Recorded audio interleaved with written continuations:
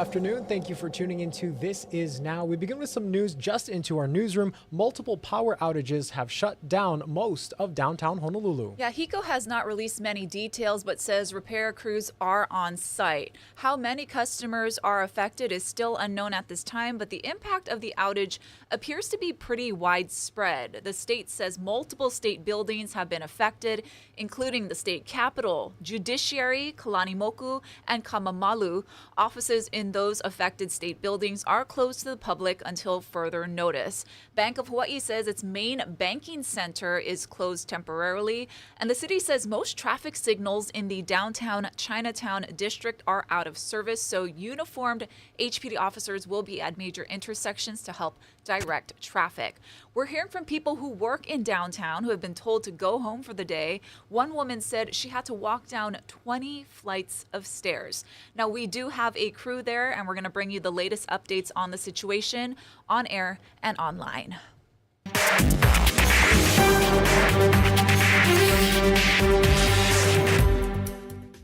Kauai firefighters are battling a brush fire burning in the Koke'e area. No homes are threatened and no injuries have been reported, but KFD says an estimated 1,200 acres have burned. Police closed off Waimea Canyon Drive from mile marker 2 to the junction at Koke'e Road. The fire is burning on the Mauka side near Waimea Canyon Drive, and according to a preliminary report, first responders were called out just after 2:50 a.m. Thursday. Multiple units are responding, along with assistance from DLNR, PMRF, and Kauai Emergency Management Agency. The cause of this fire is under investigation. The U.S. Supreme Court ruled today unanimously to preserve access to the widely used abortion medication mifepristone. This was the court's first abortion-related decision since conservative justices overturned the federal right to an abortion 2 years ago. Skylar Henry is at the Supreme Court with the latest. The abortion drug mifepristone, used in nearly 2/3 of all U.S. abortions last year, will stay available to patients up to 10 weeks pregnant without having an in-person doctor visit. The 9 justices were unanimous, finding the abortion opponents who brought the case lacked the legal standing to sue the FDA.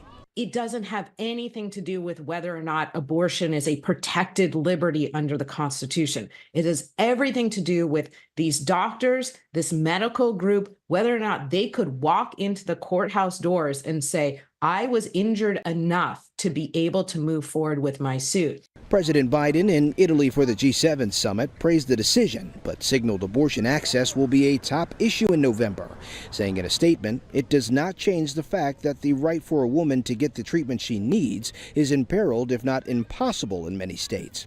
Today's ruling allows mail-order pharmacies to continue shipping mifepristone nationwide, but just last month, Louisiana designated the drug a dangerous controlled substance. 14 states are enforcing bans on all stages of abortion, making access to mifepristone difficult. The data are very, very clear that mifepristone is extremely safe, extremely effective. Over 100 peer-reviewed journal publications have shown this over and over again. Anti-abortion activists were outside the Supreme Court Thursday, vowing to fight on. They're not saying that abortion pills are safe, they just said the case didn't have standing. So we'll be back with another case with better standing next time. 3 states, Idaho, Kansas, and Missouri, are working to return the issue to the courts, with plaintiffs directly impacted. Skylar Henry, CBS News, the Supreme Court. Former President Donald Trump traveled to Washington to meet with House and Senate Republicans. The visit marks the first time the presumptive Republican presidential nominee has traveled to speak with lawmakers since the January 6 attack on the Capitol. Natalie Brand reports. Former President Donald Trump returned to Capitol Hill for the first time since the January 6th insurrection, seeking to unite GOP lawmakers behind his candidacy and political agenda. We're going to bring back our jobs. We're going to bring back common sense to government. We're going to have strong borders. In upbeat, Trump addressed House and Senate Republicans behind closed doors Thursday. Lawmakers inside the meeting say he spoke about his plans to reach independent voters in the fall and his legislative agenda if elected, from tax policy to tariffs. We are 100% unified behind his candidacy. Members also said the former president laughed at his conviction in his New York hush money trial and seemed energized, not deterred by it. We believe we're headed for a great November. We don't take anything for granted. You have to run like you're 10 points behind. Congressional Democrats say they're not surprised by the meeting. This is just another, example of House Republicans bending the knee to Donald Trump. The Biden-Harris campaign has been intensifying its focus on the former president, reminding voters about what the campaign calls his attacks against democracy. On January 6th, Donald Trump lit a fire in this country. Biden's campaign released this new ad today that's set to air in battleground states, highlighting Trump's role in the January 6th Capitol attack. Now he's pouring gasoline. They were unbelievable patriots. Pledging to pardon the extremist who tried to overthrow our government. The campaign also recently announced endorsements from several January 6 police officers who are headed to Wisconsin later this week to talk to voters on Biden's behalf. Natalie Brand, CBS News, Capitol Hill. 5 years after protests blocked construction of the 30-meter telescope atop Mauna Kea, a different management team is taking a new approach. TMT has been stalled in part due to a lack of funding, as the estimated costs has increased to $3 billion. A new project manager moved to Hilo in 2021 and has increased efforts to reach out to the community, especially Native Hawaiians. We respect the fact that the future of this project in Hawaii rests in the hands of people of Hawaii, particularly Native Hawaiian community, and that's okay. We accept that. We respect that. TMT is seeking federal funding from the National Science Foundation to get the telescope underway. Opponents, including Native Hawaiians, say they'll try to block that funding effort as well. An Arizona man has been arrested for allegedly plotting a mass shooting at an Atlanta concert and selling guns to an undercover agent. Jonathan McCall has the details. Federal court records are revealing how the FBI broke up a plot to stop a mass shooting. Back in October, the FBI says it began its investigation into Mark Prieto after a confidential informant who spoke with him more than a dozen times over 3 years at various gun shows said Prieto called for a mass shooting targeting blacks, Jews, and Muslims before the 2024 presidential election. During a January gun show in Phoenix, Prieto tried recruiting that informant and an undercover FBI agent. According to court records, Prieto wanted to carry the plan out in Georgia because, he says, when he was a kid, that was one of the most conservative states in the country. More specifically, Prieto wanted to carry out the attack at a rap concert because he said there would be, quote, a high concentration of African Americans. During a February meetup at a gun show, Prieto began offering details of the plan, including the number of guns to be used. During this meetup, Prieto sold that undercover agent a gun for $2,000 and said he would also like to use grenades during the attack because it can, quote, cause panic. At another gun show in March in Prescott Valley, Prieto provided more specific details. That attack would take place in Atlanta at State Farm Arena on May 14th or 15th. Performing that night was rapper Bad Bunny. During that gun show, Prieto sold an AR-15 rifle to that undercover agent for $1,000 and told them to, quote, bring as many magazines as the gun could carry. In the following weeks, agents continued to monitor Prieto's movements. During an April meetup, Prieto continued to fine-tune his plans, even discussing heading east to do reconnaissance, but emphasized the attack, quote, must happen prior to the election and as soon as possible. Authorities arrested Prieto back on May 14th as he crossed into New Mexico. Investigators say he had several guns in his truck, even more found at his home in Prescott while executing a search warrant. Alleged crime boss Mike Miskey is now getting his turn to dispute the government's evidence in his racketeering and murder-for-hire trial. Arlen Kawano was in federal court to find out who will testify for the defense. Lori Kaneshiro, a fingerprint examiner for the state, told jurors she found prints on evidence that belonged to an unknown person during the investigation of missing man Jonathan Frazier. Kaneshiro said she ran the prints through a database multiple times over the years, as recently as this week, but still no match. Alleged crime boss Michael Miskey is accused of hiring someone to kill Frazier, who has been missing since 2016. For the defense, if you can either show lack of evidence that the defendant was involved, in this case, Mr. Miskey, or that possibly somebody else was involved, an unknown person was involved, then that's sows reasonable doubt. Retired Honolulu Police Crime Lab Director Wayne Kimoto was the last witness to testify Wednesday. He described DNA analysis for the jury and said he reviewed the lab work during the search for Frazier. Retired federal public defender Alexander Silvert says the defense, using witnesses who work for law enforcement agencies, leaves an impression. You got to start nibbling at the corners and trying to do the best you can to say there isn't this direct evidence. Didn't find DNA, you didn't find a fingerprint, you didn't find any physical evidence related to Mr. Miskey. That's some of the best evidence the defense can put forward to a jury. The government says Miskey led a criminal enterprise and ordered Frazier to be kidnapped and killed because he was in a car accident with Miskey's son. Altogether, 5 witnesses testified for the defense on day 84. Trial continues Thursday. The defense says they could rest their case before the July 4th holiday. I'm Lynn Kawano, Hawaii News Now. Maui leaders have filed a police report after a man removed a pride flag from the county building twice. The flag symbolizing the LGBTQ+ community first went up last Thursday in front of Kalana'o Maui to celebrate Aloha Pride Month. But on Monday, someone lowered the flag. The county put it back up, but the man lowered it again, and the county put it back up for a third time. The man is known to police. We're told he now faces a criminal tampering charge. The city is shutting down the Middle Ridge Trail leading to the top of the Haiku stairs in order to keep hikers away while crews dismantle the nearly 4,000 steel steps. To block the trail entrance, authorities are closing the Moanalua Valley Neighborhood Park starting today for at least 3 months. Since the city announced the stairs' removal in April, police have cited 80 hikers and arrested 15 for trespassing. The group formed to provide public Red Hill oversight is set to be disbanded. Honolulu Civil Beat reports the EPA told members of the Red Hill Community Representation Initiative of their plans yesterday. Relations between the two groups and the Navy have been strained in recent months, with past meetings turning contentious at times. An EPA official cited an inability to reach a consensus on ground rules as the reason for the move. An oversight group member told Civil Beat that they should continue meeting with or without the government agencies. You can read the full report now online at civilbeat.org.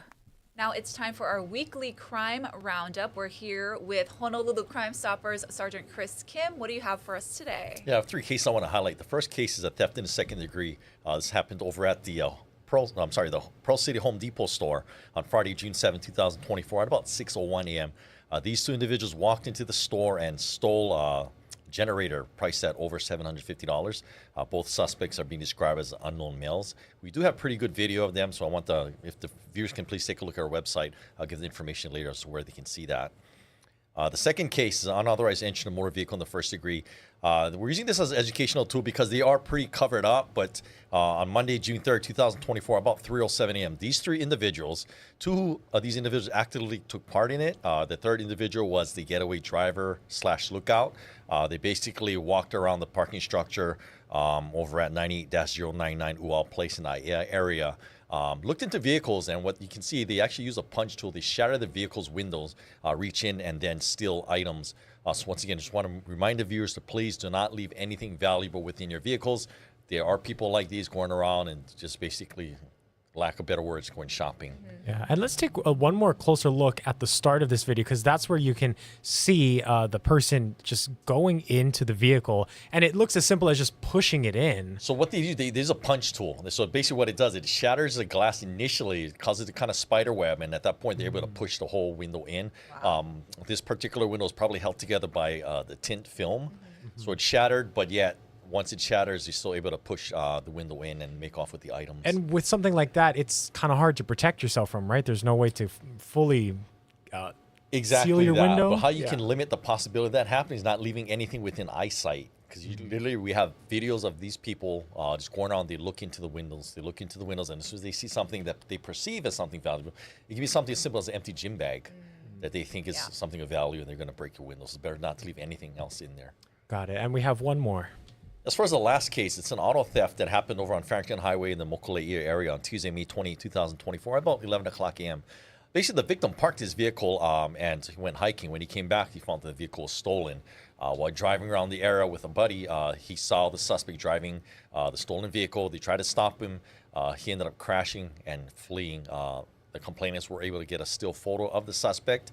He's being described as an unknown local male. So once again, if the viewers can please take a look at this photo as well. All 3 cases we talked about can be seen over at the www.honolulu.org website, bottom left-hand corner under wanted persons, as well as other cases that we need the help from the community in solving. Sergeant Chris Kim from Honolulu Crime Stoppers, thank you so much for joining us. Hello. Let's send you live outside for a look through the eyes of our traffic cameras. This is King and Punch Bowl right outside of Honolulu Hale. As a reminder, we're keeping a close eye on that power outage that is impacting downtown Honolulu. You can find all the updates on hawaiinewsnow.com. We'll be right back.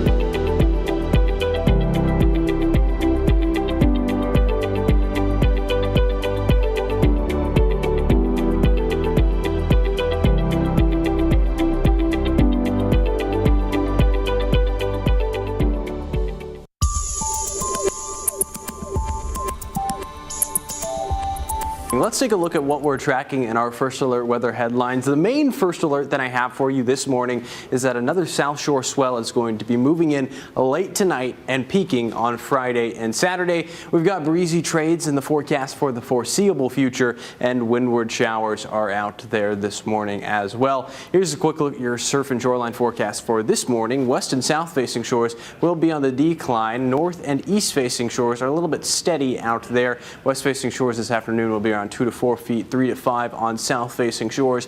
And taking a look island wide, you can see our Thursday afternoon surf outlook. Surf is on the decline again, but if we go forward in time, our first alert swell forecast shows this next swell is going to arrive late Thursday night and throughout Friday morning. The main thing that I want you to get from this graphic is that advisories are likely with this one on south-facing shores. We'll likely see those high surf advisories go into effect later today or throughout Friday as well. Going to be moving throughout Saturday and Sunday. We'll be on the decline by the time we get to Monday and Tuesday of this upcoming week. A quick look at your island by island forecast. I'm going to step off again so you can see what's going on over on Kauai. Isolated showers and mostly sunny conditions going forward. The gathering place, 87 degrees for a high temperature in Honolulu, mostly sunny and breezy. You'll notice breezy conditions across the entire state. 88 degrees in Kahului today. Very, very warm across the entire island chain. Isolated showers possible afternoon, mostly sunny conditions on the Kona side of the Big Island. The Hilo side of the Big Island, showers are likely before noon, and a breezy forecast on the northern parts of the Big Island. And here's a quick look at your first alert 7-day forecast.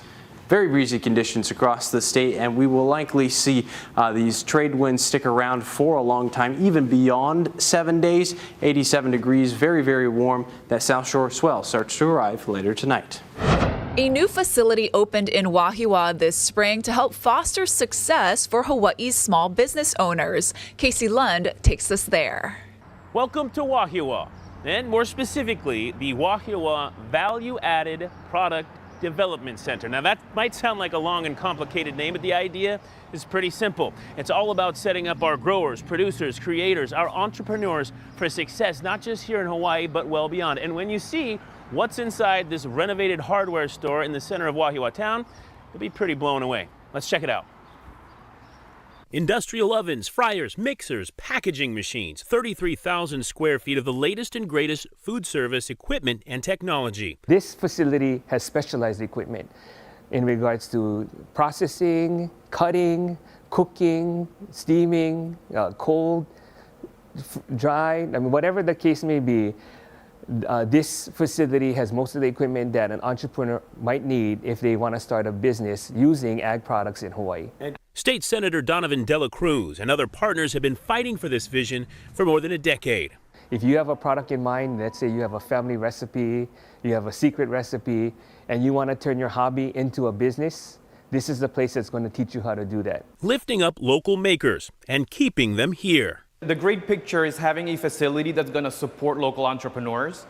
Many Hawaii entrepreneurs have to leave Hawaii to really make it because they don't have the facilities, the resources, or the know-how. Here at the Value Added Product Development Center, we bring those experts. We have the equipment, state-of-the-art. Some of this equipment is only available on site, and it helps support our entrepreneurs in scaling their production. Oh, that's delightful. Just a little soda water, and then this one here is quickly the pineapple mint shrub. Entrepreneurs like Pony Askew and the Hawaiian Vinegar Company. As a small manufacturer here based in Wahiawa, things like packaging equipment, labelers, filling up our bottles right now, we're doing that by hand with our funnels. And so having the ability to use equipment that's being provided to us that we would not be able to afford in our early stages of a business is absolutely life-changing for a small business like ours. Thoughts echoed by Scott Potter, who created the Haleiwa Salt Company. These pieces of equipment are like wildly expensive. Like that's not something now we're attainable. So with the help of the Wahiawa Value Added Product Development Center, we are absolutely able to work in this capacity. This is a huge step in the right direction, but Senator Dela Cruz says there is still work to do. After you leave, we want to make sure that there's going to be enough warehouse space so that you can have storage, you can manufacture, you can export. Right now, there's such a shortage of warehouse space that the state is developing, in the process of developing, at least 20 acres of warehouse space where Dole buildings once occupied in Whitmore Village. It's just a stone's throw away, and that allows this whole synergy to occur with this facility, the innovation facility, and then more warehouse space so that entrepreneurs have someplace to set up their business. Again, while this is a Leeward Community College and UH facility, the definition of who's a student and who can use it is pretty broad. You don't need to be enrolled in a full-time program. The best thing to do is get in touch with LCC and join their mailing list through their website. All that is on our website at hawaiinewsnow.com. Reporting in Wahiawa, I'm Casey Lund. For now, we'll send things back to you. We have some bad news for lovers of olive oil. The main regions that produce the golden liquid are under threat of climate change. Ian Lee has more. This parched plot of land produces olives. At least it should, but row after row of trees are failing to grow the green fruit. Well, the main reason is the climate change. Rafael Barao turns his olives into oil, but years of drought and extreme heat have cultivated a failed crop. Many flowers turn brown and die before olives have a chance to grow, frustrating farmers. The lack of water and then bad weather during the blossom and in general, I mean, heat waves. The conditions and climatic conditions are not good. Barao's struggle is also being felt at the supermarket. Since 2020, the price of olive oil has more than tripled, while demand surges around the world. Very, very expensive. It's too expensive. There is some hope. Heavy rains hit Spain in March, but it'll take a lot more to keep this region green and golden olive oil flowing. Ian Lee, CBS News, London.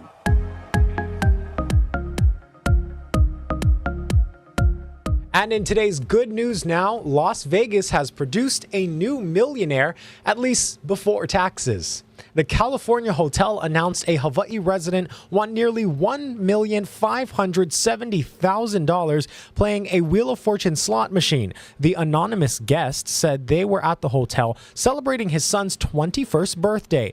The lucky winner struck the jackpot just before 4 a.m. on Wednesday when the wheel's 3 sevens hit the pay line. It was a $5 bet turned into over $1.5 million. The winner attributed his tremendous luck to a red envelope he carried in his pocket during his visit, symbolizing good luck, prosperity, and happiness. What a lucky winner there. Congratulations. Those lucky Chinese red envelopes, Yes. I'm telling you. Oh my goodness. Vegas is calling. We must answer. We need Ashley, to go. we gotta go. Thanks for watching, everyone. Aloha.